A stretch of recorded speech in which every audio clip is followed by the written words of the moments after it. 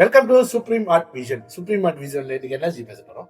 ஆமா ஜி, இன்னைக்கு நான் கேள்வி கேட்க போறேன், நீங்க பதில் சொல்ல போறீங்க. எப்போதுமே நீங்க கேள்வி கேட்டுக்கிட்டு இருப்பீங்க, நான் பதில் சொல்லுவேன். இன்னைக்கு கேள்வியே நீங்க கேக்குறீங்க. ஆமா, நமக்கு கேள்வி கேட்டுதான் ஜி பழக்கம். அங்க உட்கார்ந்து பதில் சொல்றது எவ்வளவு கஷ்டமா இருக்கும் தெரியுமா? கொஞ்ச நேரம் கட் பண்ணிட்டு போயிட்டு அதெல்லாம் வாய்ப்பில்ல ராஜா.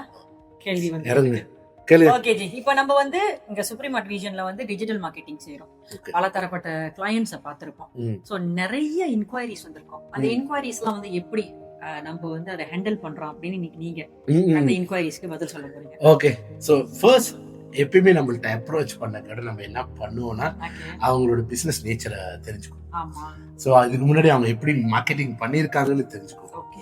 அதுக்கப்புறம் அவங்கள்ட்ட நம்ம வந்து ஒரு நேரடியாக அப்பாயின்மெண்ட் ஃபிக்ஸ் பண்ணிட்டு எப்பயுமே நம்ம கிளைண்ட் கிட்டலாம் அவங்க டிஜிட்டல் மார்க்கெட்டிங்கா சரி எதுவா இருந்தாலும் சரி அவங்க ஃபர்ஸ்ட் கேட்கறது உங்களோட பிரைஸ் என்ன.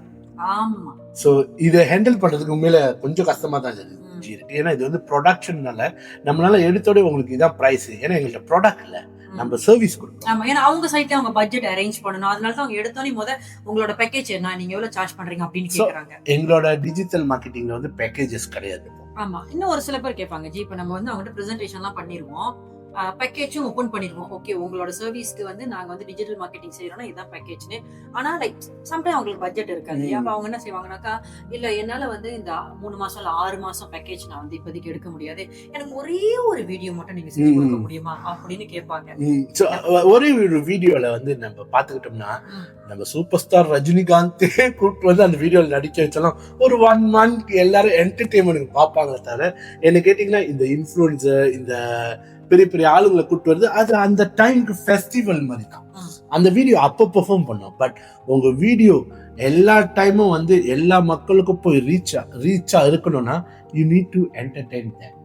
ஸோ இதுக்கு பின்னாடி நிறைய ரேஷியோ இருக்கு, மார்க்கெட்டிங் ரேஷியோ இருக்கு, எப்படி மார்க்கெட்டிங் பண்ணணும் இதெல்லாமே கைட் பண்ணுவோம். நீங்க வந்து உங்களுக்கு இன்னும் ப்ரைஸ் தான் தெரியணும், இல்லை இன்னும் டீட்டெயிலாக நாங்கள் என்ன பண்றோம்னு தெரியும்னா ஒரு கால் பண்ணுங்க, ஒரு அப்பாயின்மெண்ட் ஃபிக்ஸ் பண்ணுங்க, நம்ம பேசுவோம், பேசி முடிவு எடுத்துக்கலாம். ஆமா, ஆனா ஒரு சிலர் பாத்தீங்கன்னா ஏதாவது ஒரு ஹோம்மேட் பிசினஸ் செய்வாங்க, இல்ல அவங்க செல்ஃபா ஒரு சின்ன பிசினஸ் செஞ்சுக்கிட்டு இருக்கும் போது ஒரு தயக்கம் இருக்கும். இதை எப்படி நான் போய் அவங்க கிட்ட எனக்கு மார்க்கெட்டிங் செய்யறது, செஞ்சு கொடுங்கன்னு கேக்குறது, இது நான் செய்யலாமா, வெளியே எவ்வளவு பேர் பெரிய பெரிய பிசினஸ் எல்லாம் வந்து மார்க்கெட்டிங் செய்யறாங்களே அப்படின்னு. இப்ப மார்க்கெட்டிங் செய்யும் போது இதுக்குதான் மார்க்கெட்டிங் இருக்கு, இதுக்குதான் மார்க்கெட்டிங் இருக்கு, அந்த மாதிரி எதுவும் இருக்கு? அப்படி இல்லை, எல்லாருக்குமே மார்க்கெட்டிங் தேவை, எல்லாருக்குமே ஒரு ஆடியன்ஸ் தேவை. பட் என்னன்னா இங்க என்ன கேம் ஒர்க் ஆகுதுன்னா பட்ஜெட். ஸோ வீடியோஸ் எதுக்கு ப்ரொடக்ஷன் எஸ் காஸ்ட், பட் எங்ககிட்ட பார்த்தீங்கன்னா மினிமம் பட்ஜெட் வந்து மேக்ஸிமம் ஹை பட்ஜெட் வரைக்கும் கிளைண்ட்ஸ் இருக்காங்க.